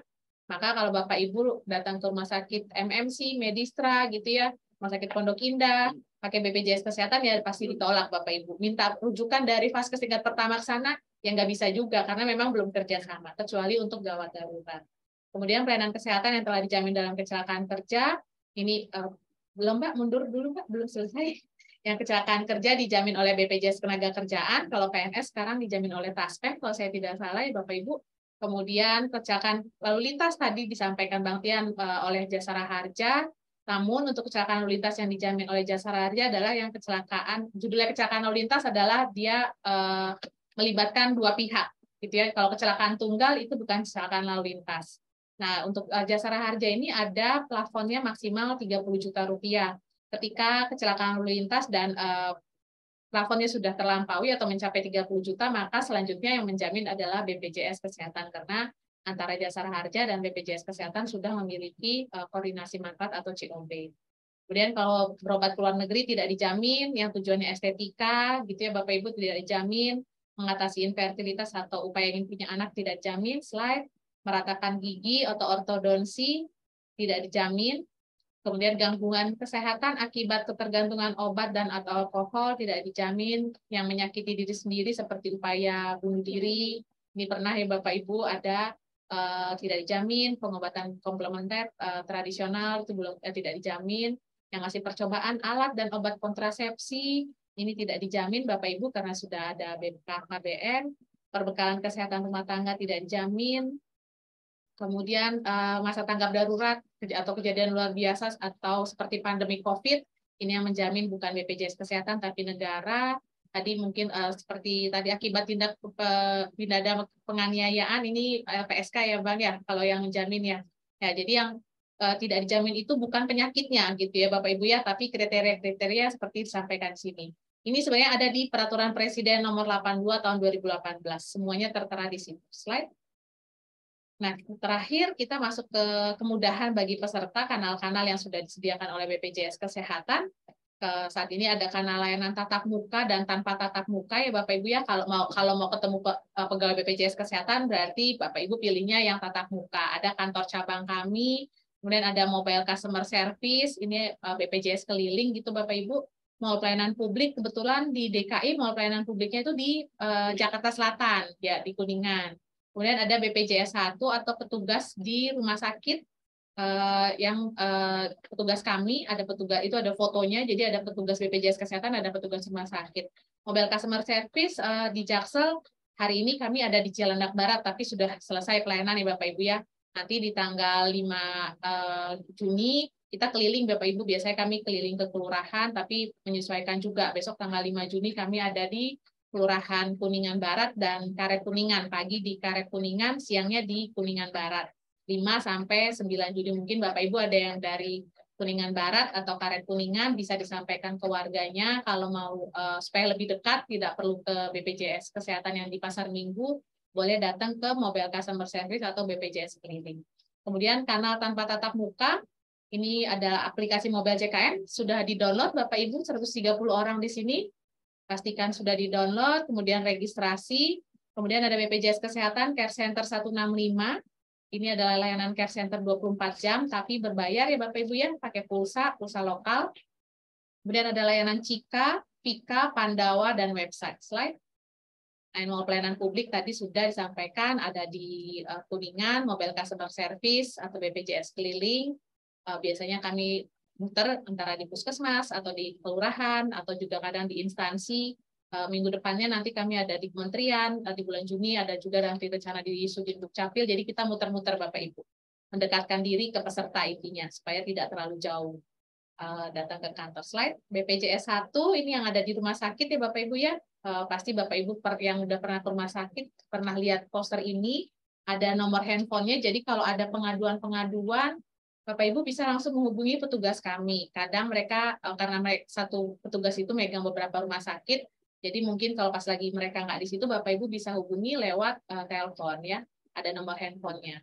Kemudian slide berikutnya adalah aplikasi Mobile JKN, fiturnya banyak Bapak Ibu, namun yang perlu kami highlight ya untuk fitur ini, yang pertama ada perubahan data. Bapak Ibu kalau mau rubah data Vaskes misalnya ya, nggak usah datang ke kantor BPJS Kesehatan, pakai aplikasi Mobile JKN. Karena kita semua sekarang kayaknya lebih penting bawa handphone ya Bapak Ibu ya, daripada kemana-mana itu lebih penting handphone. Kalau handphone ketinggalan pasti balik ke rumah, gitu ya Bapak Ibu, karena semuanya ada di situ gitu ya. Itu juga aplikasi Mobile JKN. Jadi kalau sakit, kalau nggak bawa dompet, kartunya ketinggalan, apalagi kalau Bu Warni mungkin anaknya ada 3, dompetnya penuh ya Bu, nyimpen kartu, dompetnya rusak malahan gara-gara kartu BPJS. Lebih baik pakai aplikasi Mobile JKN aja. Nah, di situ nanti Bapak Ibu bisa rubah data peserta Vaskes tingkat pertama. Kalau yang peserta mandiri bisa juga lihat di situ histori pembayaran iurannya. Kemudian ada menu konsultasi dokter Bapak Ibu. Kalau sudah tahu Halodoc ya, telemedicine, kalau Halodoc kan bayar Bapak Ibu. Nah, kalau pakai aplikasi mobile JKN untuk peserta BPJS Kesehatan gratis kalau mau konsultasi dokter. Ada dokternya di Vaskes tingkat pertama yang Bapak Ibu pilih. Jadi Bapak Ibu bisa chat dokternya mau nanya-nanya seputar kesehatan gitu ya Bapak Ibu, asal jangan nanya udah punya pacar belum gitu ya Bapak Ibu ya. Di situ buat konsultasi atau mau cari jodoh bukan di situ Bapak Ibu. Kemudian ada juga pendaftaran pelayanan antrian. Nah ini ya Dok ya yang lagi dijual nih antrian online biar Bapak Ibu nggak usah kalau mau daftar ke rumah sakit ke Vaskes tingkat pertama daftar dulu lewat aplikasi mobile JKN supaya bisa tahu dapat nomor antrian berapa. Kemudian ada screening riwayat kesehatan, ini juga penting dan wajib bagi peserta BPJS Kesehatan, supaya ketika berobat nanti sudah lancar, jadi Bapak Ibu bisa mengisi screening tersebut untuk mengetahui apakah kita punya risiko terhadap 4 penyakit kronis. Jantung, diabetes mellitus, hipertensi, dan gagal ginjal ya Bapak Ibu ya, diisi setiap tahun minimal, setiap tahun 1 kali aja, nggak usah lebih dari 1 kali aja, nanti ada hasilnya. Punya resiko rendah, sedang, atau tinggi terhadap 4 penyakit tersebut. Nanti Bapak Ibu kalau resiko tinggi, Bapak Ibu segera konsultasi ke Vaskes tingkat pertama. Kemudian, nah ini yang ada yang baru di bawah kanan itu rencana pembayaran bertahap untuk peserta mandiri. Tadi Bang Tian sampaikan yang menunggak. Jadi sekarang kita juga punya program namanya rehab ya, disingkatnya rehab atau cicilan ya Bapak Ibu untuk peserta mandiri. Mereka yang punya tunggakan peserta mandiri bisa melakukan cicilan terlebih dahulu. Melunasinya secara menyicil maksudnya. Siapa yang bisa melakukan program rehab ini? Mereka yang peserta mandiri dan memiliki tunggakan iuran lebih dari 3 bulan atau tunggakannya minimal 4 bulan. Nah, kalau tunggakan kan maksimal hanya dihitung 24 bulan ya Bapak Ibu ya. Jadi kalau Bapak Ibu sudah nunggak dari 2018 misalnya sampai sekarang kan udah 5 tahun. Yang dihitung tetap hanya maksimal 24 bulan. Nah, Bapak Ibu mau bayar sebenarnya mau bayar tapi nggak bisa sekaligus bayar gitu ya Bapak Ibu ya. Bisa ikuti program rehab ini. Nah, program rehab ini bisa cicilannya sampai dengan maksimal 12 kali. Kemudian tapi saya juga maunya kalau bagaimana kalau sudah ikut program rehab apakah langsung bayar langsung aktif? Enggak Bapak Ibu. Jadi program rehab ini ketika Bapak Ibu ikut program rehab pesertanya nggak langsung aktif. Aktifnya ketika sudah lunas. Terus gimana dong supaya saya bisa pakai? Kalau warga DKI gampang Bapak Ibu. Yang penting KTP DKI datang ke Puskesmas, alihkan dulu jadi peserta PBPU Pemda DKI. Nanti ke pesertanya aktif. Itu ya Pak ya, nggak akan dihalang-halangi kalau KTP DKI. Tapi setelah Bapak Ibu sudah beralih menjadi peserta PBPU Pemda, kelas 3 udah aktif di yang PBPU Pemda, ikuti program rehab. Jadi Bapak Ibu aktif dulu, iurannya udah nggak jalan lagi ya Bapak Ibu ya udah berhenti, tunggakannya maksudnya nggak terhitung lagi. Kemudian Bapak Ibu bisa ikut rehab, jadi bisa sudah mulai mencicil gitu Bapak Ibu. Jadi pelan-pelan pesertanya aktif dulu, kemudian ikuti program rehab. Gitu Bang Tian. Jadi salah satu solusi bagaimana mau supaya bisa aktif. Tapi ini untuk KTP DKI karena kalau untuk di luar DKI beda-beda aturannya. Lanjut slide berikutnya. Slide berikutnya, Bapak Ibu di menu aplikasi mobile JKN di bawah ada kartu peserta. Ini Bapak Ibu klik kartu peserta, nanti kelihatan itu siapa saja yang ditanggung dalam kepesertaannya. Dan kalau ternyata butuh kartunya untuk dicetak, misalnya untuk pengurusan administrasi seperti naik haji dan umroh, saat ini wajib ya Bapak Ibu ya menyertakan kartu BPJS Kesehatan yang aktif. Bapak Ibu bisa kirimkan kartunya melalui email dari aplikasi mobile JKN. Nah, gimana cara pendaftaran aplikasi mobile JKN? Download dulu di App Store maupun Play Store sudah ada. Kemudian pilih menu daftar. Ya, kalau sudah tampilannya seperti yang kanan itu, Bapak Ibu pilih menu daftar, nanti isi data-datanya. Slide berikutnya, Mbak, isi data-datanya seperti ini. Nanti pastikan nomor handphone Bapak Ibu yang digunakan sudah memiliki pulsa untuk mengirimkan SMS, untuk menerima SMS OTP. Nah, kalau misalnya ternyata nomor handphone Bapak Ibu tidak bisa digunakan untuk aplikasi mobile JKN karena kemungkinan nomor handphonenya tidak update atau nomor handphone Bapak Ibu dipakai oleh peserta lain gitu ya atau sudah pernah digunakan, Bapak Ibu bisa melakukan perubahan data melalui Pandawa. Slide. Nah, Pandawa ini adalah layanan administrasi melalui WhatsApp. Bapak Ibu bisa untuk melakukan perubahan data, pendaftaran. Tadi kalau ada anak baru lahir kan namanya bayi nyonya. Kemudian udah 1 bulan kan harusnya sudah punya NIK, sudah punya nama gitu ya Bapak Ibu ya. Mau rubah datanya supaya namanya udah nggak bayi nyonya lagi, tapi sudah jadi nama yang bersangkutan. Bapak Ibu bisa lakukan lewat aplikasi, lewat Pandawa maksudnya. Jadi chat ke nomor 08118165165. Ini udah nomornya nomor sama seluruh Indonesia sama nomornya. Kemudian tadi kalau ada perubahan nomor handphone, Bapak Ibu juga bisa update nomor handphone, email, atau tadi ada anggota keluarga yang meninggal, Bapak Ibu ya, itu juga bisa melalui aplikasi, melalui layanan Pandawa ini. Jadi memang kami sekarang kembangkan juga kanal-kanal yang tidak mengharuskan peserta datang ke kantor cabang, tapi memang ada yang memang harus ke kantor cabang karena misalnya perlu data rekonsiliasi data gitu Bapak Ibu. Tapi kalau yang nggak perlu Bapak Ibu bisa cukup lewat WhatsApp aja. Jadi nggak usah pakai ongkos ya, kalau pakai WhatsApp kan nggak perlu ngongkos ke kantor BPJS Kesehatan, bolak-balik ongkos sudah berapa, panas gitu, ngantri gitu Bapak Ibu ya. Nah silakan lewat Pandawa. Kemudian slide berikutnya adalah Care Center, ini layanan 24 jam Bapak Ibu, bisa juga untuk cek status peserta, cek tagihan iuran, kalau perubahan data Vaskes bisa juga melalui 165. Tapi ini layanannya berbayar pulsa lokal Bapak Ibu. Jangan kaget ketika nelfon misalnya 10 menit pulsanya langsung habis gitu ya. Ya karena ini bukan layanan gratis. Slide. Di 165 ini ada layanan Vika untuk mengecek status kepesertaan dan tagihan iuran. Slide berikutnya adalah Cika. Nah, Bapak Ibu kalau di sini ada yang mau, saya sebenarnya udah jadi peserta apa belum ya? Aktif apa enggak ya status saya? Saya punya tunggakan enggak ya? Nah, ini Bapak Ibu bisa cek melalui Cika namanya. Ada Pandawa, ada Vika, ada Cika gitu ya Bapak Ibu ya. Kalau Pandawa itu kan layanannya untuk perubahan administrasi. Nah, kalau Cika ini layanan bot Bapak Ibu ya. Jadi Bapak Ibu nggak bisa ngobrol 2 arah di sini. Ya karena ini adalah layanan bot. Nanti ketika Bapak Ibu ketik halo, selamat siang, nanti langsung keluar layanan mana yang mau Bapak Ibu pilih. Ada 7. Mau cek status peserta, cek status tagihan iuran bisa. Jadi kalau Pandawa tadi nomornya 08118165165, kalau Cika 08118750 400. Slide. Kemudian yang berikutnya adalah yang terakhir kanalnya website BPJS Kesehatan. Bapak Ibu bisa menggunakan website, mengakses website ini untuk mengetahui mau menyampaikan informasi, minta informasi pengaduan bisa di sini juga. Pendaftaran auto debit BPJS Kesehatan bagi Bapak Ibu yang peserta mandiri bisa daftar auto debit di sini supaya tidak lupa bayar iuran ya Bapak Ibu ya. Jadi setiap bulan otomatis terpotong saldonya. Terus mau tahu Vaskes yang kerjasama dengan BPJS Kesehatan juga bisa di website BPJS Kesehatan. Yang terakhir, untuk pembayaran iuran, Bapak Ibu, saat ini kanal layanan pembayaran iuran sangat luas sekali, Bapak Ibu. Bisa melalui slide, Mbak. Bisa melalui Alfamart, Indomaret, itu pasti ada lah ya. Kalau di Jakarta mah gampang cari Alfamart, Indomaret, kemudian supermarket.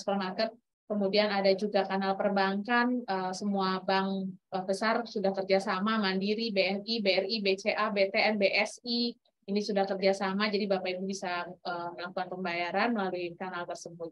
Kalau nggak mau lewat perbankan juga ada Tokopedia, Shopee, ini juga bisa GoPay, ya bisa menggunakan kanal tersebut. Jadi sebenarnya sudah tidak ada lagi alasan saya nggak tahu nih mau bayar iuran lewat mana, aksesnya sangat besar ya Bapak Ibu, apalagi kita yang di Jakarta sangat mudah sekali ketika mau membayar iuran BPJS Kesehatan. Demikian Bapak Ibu materi dari kami. Ini adalah evaluasi atas kegiatan pemberian informasi yang kami sampaikan. Izin Bu Warni, Bapak Ibu boleh di-scan mau menyampaikan apakah kami menyampaikan yang sudah cukup jelas, boleh di-scan di sini. Mungkin dari kami itu saja, Bu Warni, Pak Ahmad, Bang Tian, Kak Dona, izin kami kembalikan ke Bang Tian. Baik, terima kasih Bu Christine yang tadi sudah menjelaskan tentang semua hal ya dari BPJS Kesehatan, tentunya dengan program DKN-nya. Christine segala. Tadi mungkin penyebutannya agak beda ya antara PBI dengan PBPU ya, PBD ya. Jadi kalau yang PB itu didanai oleh APBN. Betul. Kalau yang APBD itu PBPU. Nah, biasanya masyarakat yang bilangnya yang gratis dan nggak gratis. Ya. Simpelnya gitu ya.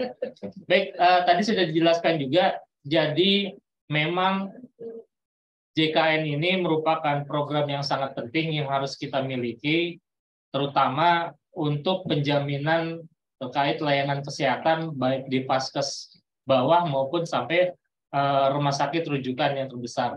Nah, tadi juga saya simpulkan bahwa BPJS ini menggunakan sistem rujukan berjenjang, ya Bu ya.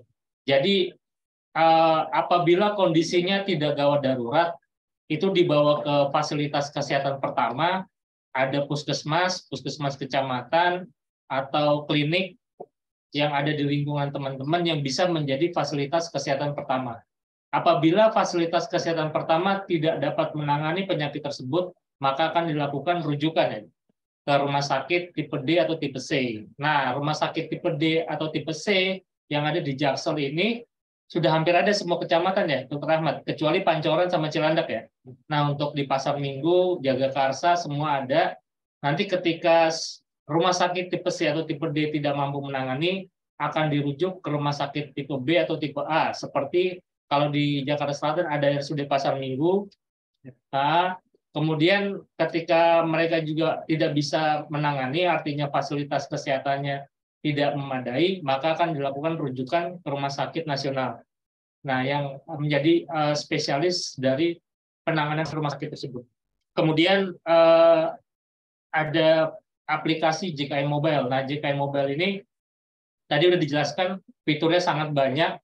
Cuman yang saya melihat ada dua yang terpenting. Yang pertama adalah perubahan fasilitas kesehatan atau berubah Vaskes, Dok ya. Jadi rubah Vaskes itu kita nggak perlu datang ke kantor BPJS, tapi melalui aplikasi JKN Mobile. Misalnya teman-teman yang tadinya tinggal di Jagakarsa kemudian pindah ke Pasar Minggu, itu Vaskesnya bisa dirubah dari Puskesmas Jagakarsa ke Pasar Minggu, dan demikian. Kemudian ada program cicil atau program rehab ya, Dok.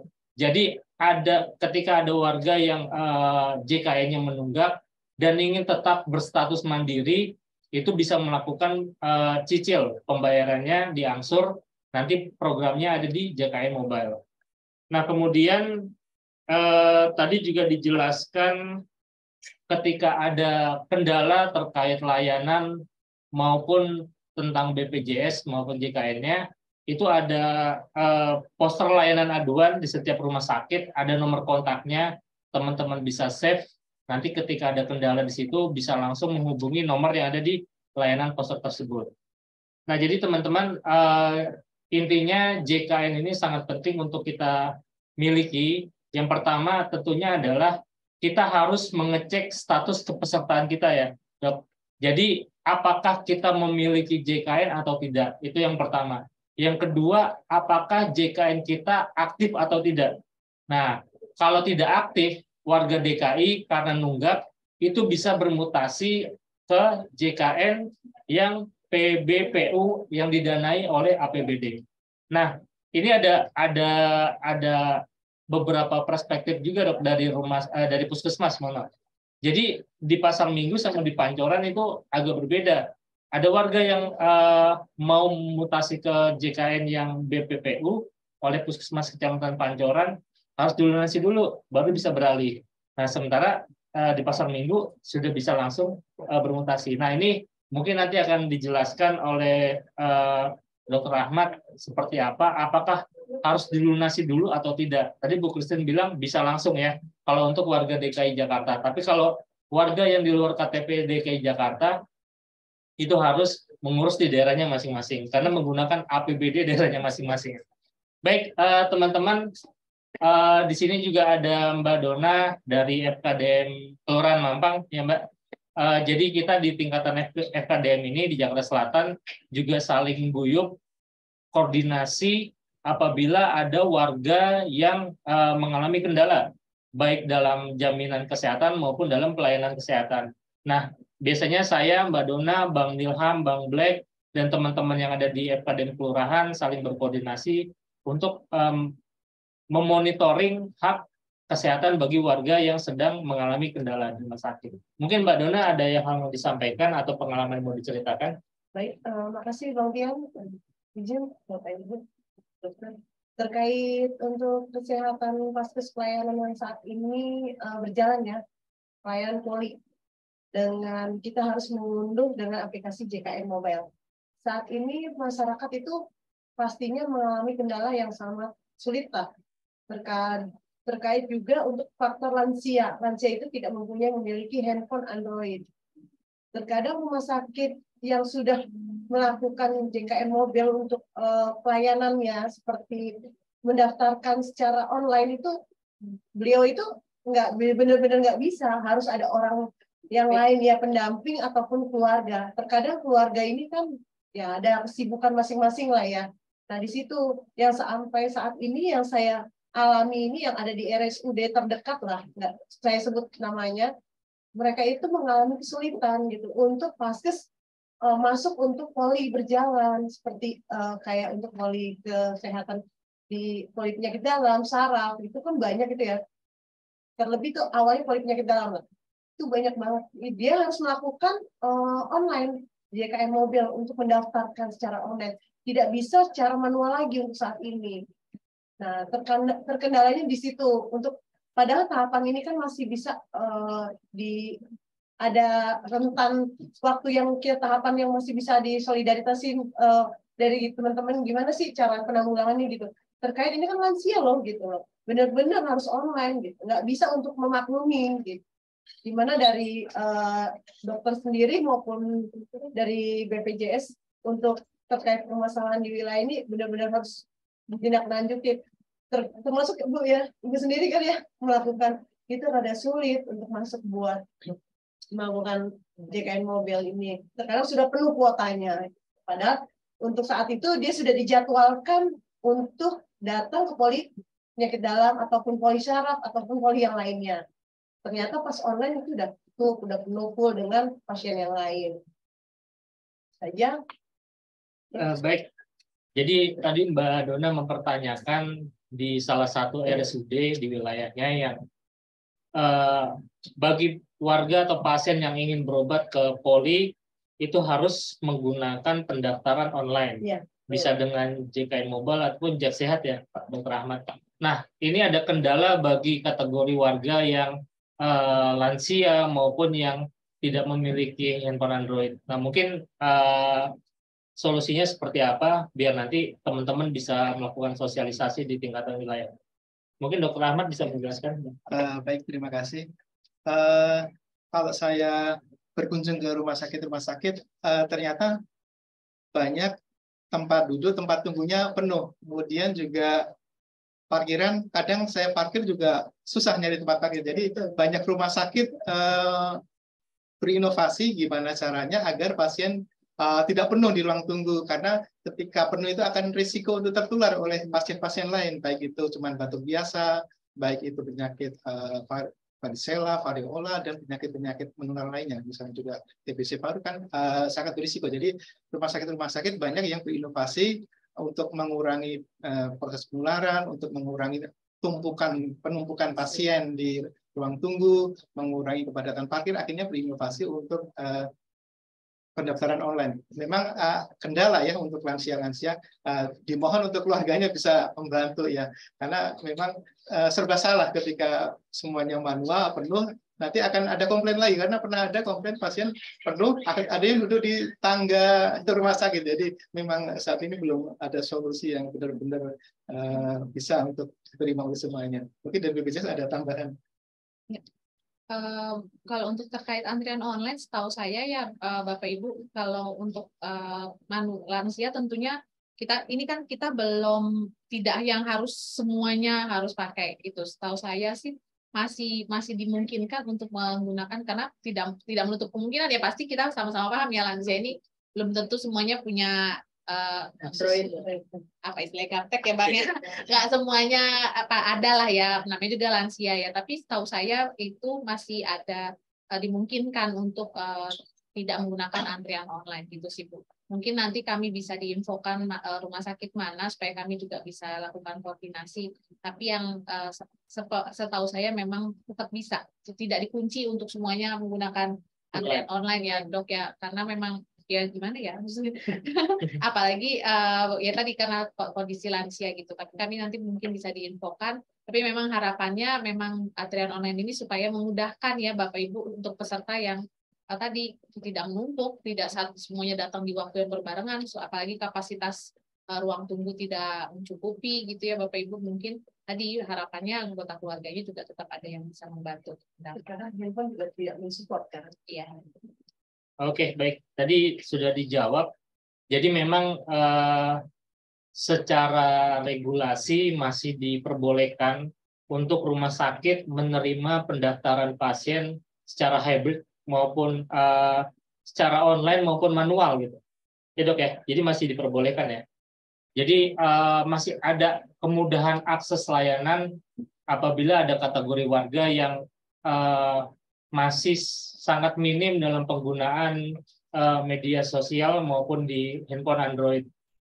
Nah, kemudian Bu Warni, apakah kita membuka termin tanya jawab dari teman-teman peserta yang akan Zoom? Bisa mungkin mewakili dari teman-teman yang sudah bergabung di sini, mungkin 1, 2, 3. 3 ya? Tadi ada yang raise hand juga. Oh gitu. Tadi ada yang raise hand. Oke, baik. Teman-teman, saya buka termin pertama untuk 3 orang penanya. Mungkin ada yang bertanya melalui kolom chat atau yang angkat tangan. Karena materinya sudah sangat padat. Iya. Ya. 3 penanya aja. Baik, silakan teman-teman. Ada yang mau bertanya? Ada yang resen? Siapa? Teman-teman admin?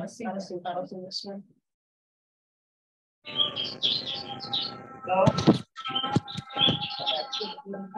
Halo, assalamualaikum Bang. Halo, assalamualaikum. Waalaikumsalam. Dari mana, Bang? Nama dan dari mana? Rosim Rusmana dari FKDM Kelurahan Pesanggerahan. Oke, siap Bang Rosim dari FKDM Kelurahan Pesanggerahan. Silakan Bang, kalau ada yang mau ditanyakan. Ya, ini salam hormat buat Ibu Christine. Biasanya kita ketemu di kantor cabang, saat ini kita Zoom ya Bu. Kebetulan saya sebagai PIC pengawas Jaminan Kesehatan Nasional untuk wilayah Jakarta Selatan.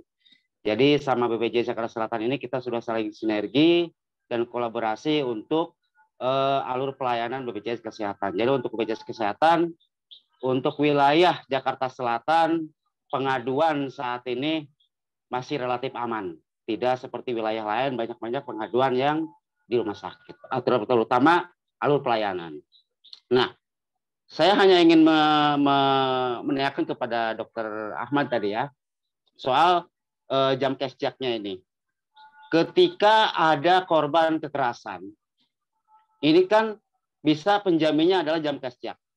Nah, penjamin jam kesjak ini kan tidak seperti BPJS Kesehatan atau seperti Jasara Harja. Karena dia harus ada melakukan visum dokter, kemudian pelaporan polisi, tetapi pada saat di rumah sakit ini kan pelayanan medisnya atau tindakan medisnya harus berjalan. Apakah ini biayanya bisa ditangguhkan dahulu sebelum nanti surat visum sama surat laporan kebersihan selesai, atau memang seperti alurnya Jasara Harja? Jadi proses dulu. Misalnya ada uang yang masuk, nanti bisa diklaim belakangan setelah berkas selesai. Saya kira itu pertanyaan saya. Baik, terima kasih Bang Rosin dari FKDM Pesanggerahan. Jadi yang tanyain jam kesjak enggak? BPJS-nya aman ya, JKN ya? Mungkin kalau JKN saya kira aman, karena kita sudah Jadi pertanyaan Abang ini terkait jam kesjak, apakah jam kesjak ini bisa seperti pemaparan terhadap Jasara Harja, atau mungkin ada Coordinate of Benefit, COB-nya, atau seperti apa? Silakan Dok. Baik, terima kasih. Untuk UPT jam kesjak, posisi di Dinkes Provinsi di lantai 8, Pak ya. Nanti ada juga untuk nomor untuk konsultasinya di jam kesjak. Kalau untuk korban kekerasan, kami sarankan untuk yang mudah berkoordinasi dengan jam kesjak adalah rumah sakit RSUD, Pak. Jadi nanti mohon kalau memungkinkan, kalau bisa dibawa ke RSUD nanti untuk proses-prosesnya itu insya Allah lebih mudah, karena sering untuk rapat-rapat itu sering antara RSUD dengan jam kesjak. Jadi yang setahu saya ketika ada korban, mau itu udah ada suratnya, belum ada suratnya, dari SOP dokter selalu ditangani karena keselamatan pasien itu adalah nomor satu, Pak.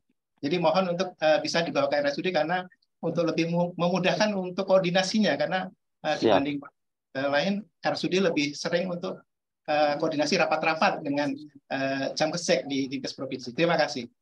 Siap. Karena untuk kasus-kasus kayak yang korban kekerasan ini kan sangat susah karena mereka sendiri kadang-kadang nggak mau berlapor karena ketakutan di polisi seperti apa. Tapi kalau untuk lalu BPJS sendiri dari mulai kasus kecil sampai kasus besar kita sudah terbiasa menangani. Nah, untuk satu lagi mungkin ini hanya pertanyaan gimana ya? Masalah PBI APBN. Apakah ini yang jawab Bu Christine apa Pak Dokter? Monggo silakan. Karena ini ada hubungannya dengan PJLP. Nah, atau ada hubungannya dengan PPU.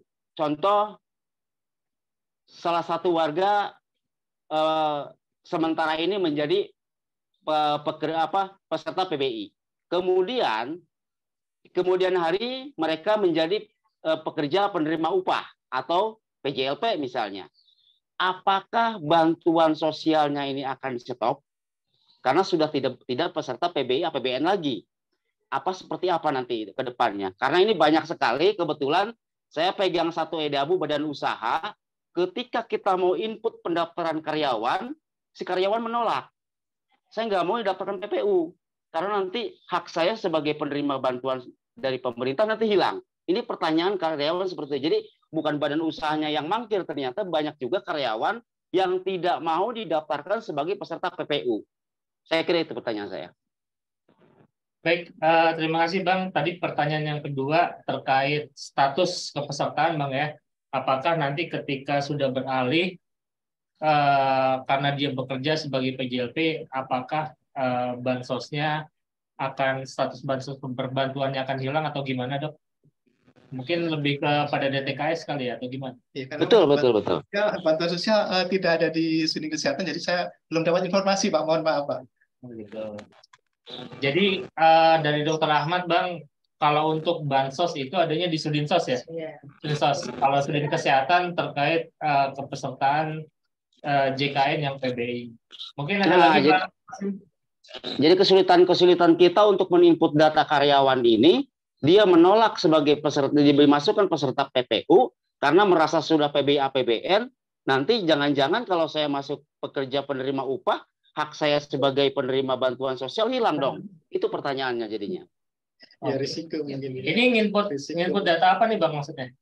Data ke pesertaan BPJS. Contoh gini, contoh saya sebagai peserta PBI APBN yang iurannya dibayarkan sama pemerintah pusat. Berarti data saya sudah masuk data DTKS gitu kan. Nah, ketika saya pindah ke PPU, pekerja penerima upah yang ditanggung sama perusahaan, apakah hak saya sebagai penerima bantuan sosial tersebut di DTKS hilang atau seperti apa nantinya gitu.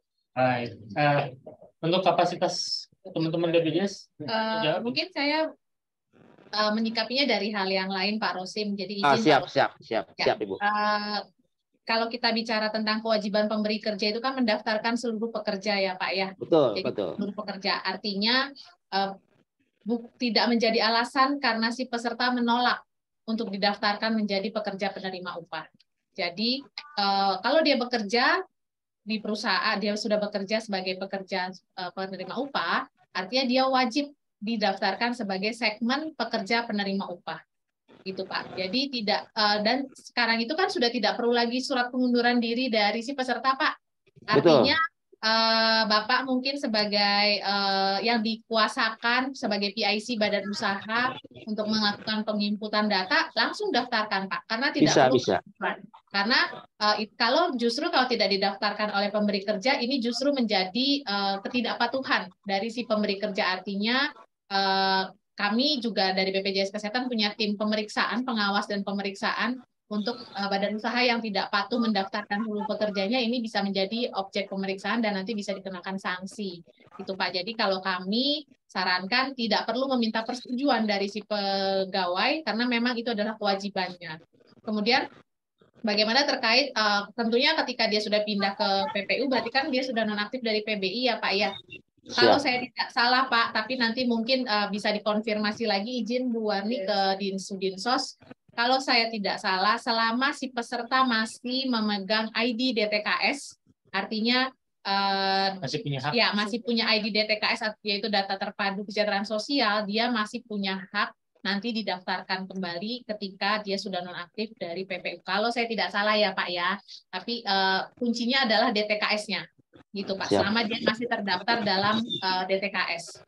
Jadi bagaimana cara taunya apakah dia punya ID DTKS? Itu dia harus ke Sudinsos, karena itu aplikasinya juga ada di Sudinsos, namanya 6NG gitu ya Bapak ya. Jadi izin Pak, kami hanya mengingatkan Bapak sebagai PIC Badan Usaha, tolong segera didaftarkan, karena ini menjadi tidak patuhan justru kalau tidak didaftarkan. Siap. Dibangun konsolidasi lagi dengan Sudin Kesehatan mungkin. Sudinsos. Sudinsos. Baik Bang, mungkin jawaban yang relevan yang tepatnya dari Sudinsos Bang. Nah, Yang itu penting dari Sudinsos. teman-teman yang penting terdaftar di DTKS. Muhammad Reza, Siap. Dian Ardian. Oh gitu. Nah ini ada peserta juga dari Sudinsos, mungkin bisa chatting gitu Bang. Dia resen juga. Ada rekan mungkin mau ngomong kali. Oh mungkin dari Sudinsos ada yang mau menanggapi ya? Pak Reza. Pak Reza, Bang Reza, Muhammad Reza. Ada Bang? Soalnya resen. Halo, apakah suara saya terdengar jelas Bapak Ibu? Masuk, Bang Reza masuk. Oh ya, baik, izin menambahkan sedikit Pak ya. Betul tadi yang sudah dijelaskan oleh Ibu, kalau memang Bapak masih layak mendapatkan bantuan dan terdaftar dalam DTKS, pastinya nanti bantuan tetap akan diberikan gitu Pak. Tidak terpengaruh dengan yang PBI dinonaktifkan atau tidak. Oke. Berarti Baik. clear tuh. Jadi yang penting dia masih di DTKS Bang, kuncinya gitu. Oke Siap. Bang Rosim, terima kasih banyak. Salam buat teman-teman. Selanjutnya penanya kedua, ada yang mau bertanya? Saya mau bertanya Pak.